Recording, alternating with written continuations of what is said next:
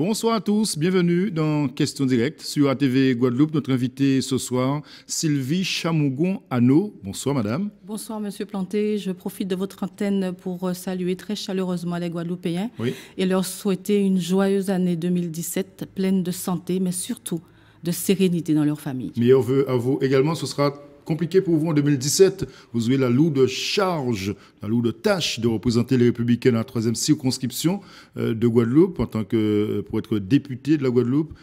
Ça vous inspire quoi? Que représente pour vous cette investiture du parti? Alors cette investiture représente deux choses. D'abord une fierté, parce que ça veut dire que la combativité que j'ai prouvée lors des élections précédentes, le parti a reconnu cette combativité et donc m'a donné l'investiture clairement sur la 3e circonscription de la Guadeloupe. L'autre côté, c'est la responsabilité, parce que vous savez qu'en 2010, il n'y avait pas de candidat de la droite républicaine aux élections législatives sur la 3e circonscription. Donc effectivement, j'ai cette responsabilité de porter les convictions de mon parti pour la 3e circonscription de la Guadeloupe, parce que nous avons des enjeux importants. Vous avez engagé un combat aussi politique dans votre commune, Bémao. Ce combat est inachevé. Pourquoi vous engagez aujourd'hui dans une grande circonscription comme la 3e? Vous savez, quand vous avez des convictions, il faut y aller. Et quand le parti vous demande de porter ces convictions dans la 3e circonscription, je pense qu'il faut toujours porter ces convictions dans les combats. Mais quels sont vos alliés sur cette circonscription qui paraît compliquée comme élection en tout cas? Vous savez, il n'y a pas de favori pour l'instant. Alors, c'est une élection de challenger, très bien évidemment, parce qu'en fait, avec la loi sur le non-cumul des mandats, nous serons des challengers. Mais je dois quand même constater que je suis la seule candidate déclarée. Pour le moment... Vous dites que comme Aïcha Luce ne se représente pas, ça y est, vous avez votre chance, en clair. Je dis que pour le moment, je suis la seule candidate déclarée et que les autres sont encore dans des négociations de couloir. Oui, quels sont vos alliés sur cette circonscription politique? Par exemple, votre suppléant, est-ce que vous avez déjà tout organisé? Alors pour le moment, nous sommes en train de consulter, je consulte beaucoup, je reçois beaucoup de personnes, d'autres personnes demandent à me recevoir et ça sera l'objet d'une autre communication de ma part. Le parti vous soutiendra pleinement, les Républicains? Pleinement, puisque vous savez, la semaine dernière, j'étais à Paris à l'occasion du Conseil national pour l'investiture de notre candidat pour l'élection présidentielle. Et dans le même temps, nous avons été pleinement investis. Il y aura 4 candidats sur les 4 circonscriptions de la Guadeloupe, les Républicains. Quand je vous pose la question, je pense justement au ténor de la droite guadeloupéenne. Est-ce qu'ils seront tous derrière Sylvie Chamougon-Anneau? Alors, je pense que... Là, c'est plus compliqué, j'imagine. Alors, je pense que de toute façon, vous savez, quand vous êtes dans un parti, il faut suivre les lignes directrices du parti. Le parti a investi 4 candidats, je pense, et j'en suis sûre qu'il y aura un rassemblement général pour faire gagner nos convictions. Les relations sont bonnes au sein du parti, localement Bien évidemment, je n'ai aucun contentieux avec aucun responsable politique de ma famille politique. Bien évidemment, il n'y a aucun souci et donc je pense qu'il y aura un rassemblement pour faire gagner nos convictions. Mais que dites-vous ce soir, Sylvie Chamougon-Anneau, justement aux électeurs de cette 3e circonscription? On se souvient lors des dernières élections législatives, le grand débat, le grand dossier, c'était l'appartenance de Bémao à Cap Excellence ou à la communauté d'agglomération du Nord-Bastia. Ce dossier est terminé, cette polémique est terminée. Ce que je dis aux habitants de la 3e circonscription, c'est que nous avons souvent des contentieux en disant que nous avons plusieurs millefeuilles territoriales. Ce qu'il faut savoir, c'est que justement, ma candidature, étant donné que je siège à Cap Excellence, ma candidature sera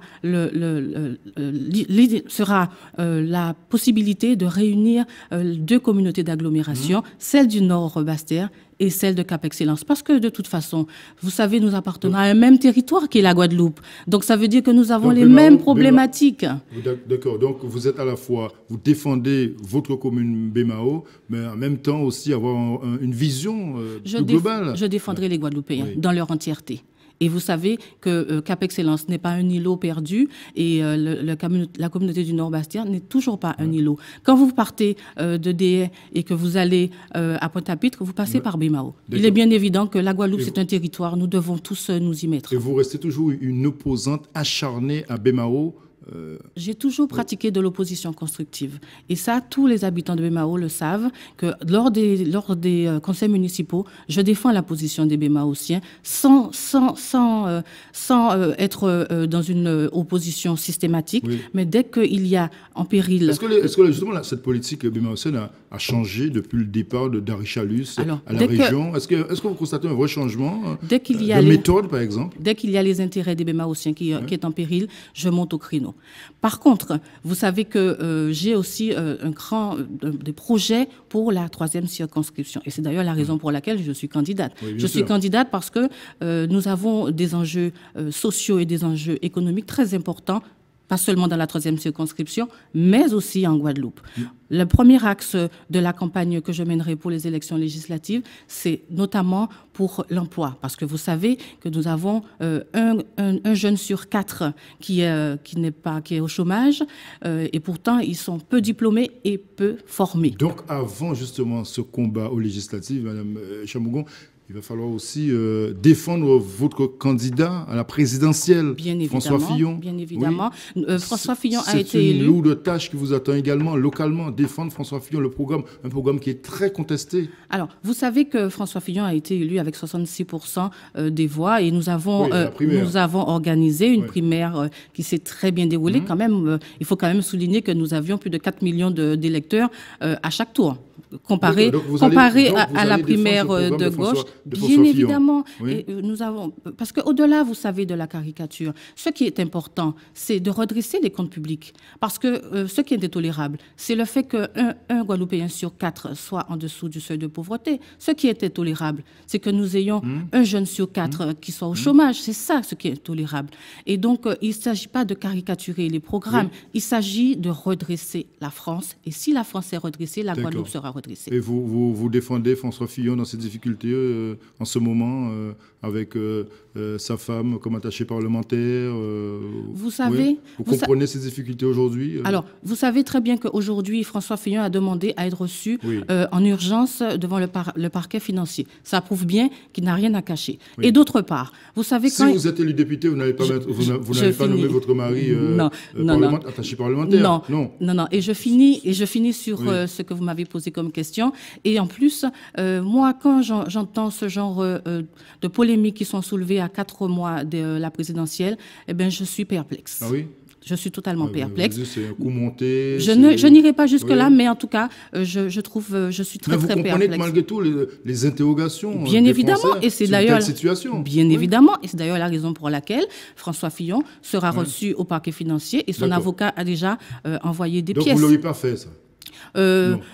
De toute façon, député, vous n'aurez pas nommé votre mari, par exemple, pour attaché parlementaire. Vous savez quand même que ce n'est pas illégal. Ce n'est pas illégal, mais apparemment, il ne faisait pas le boulot. Alors, oui.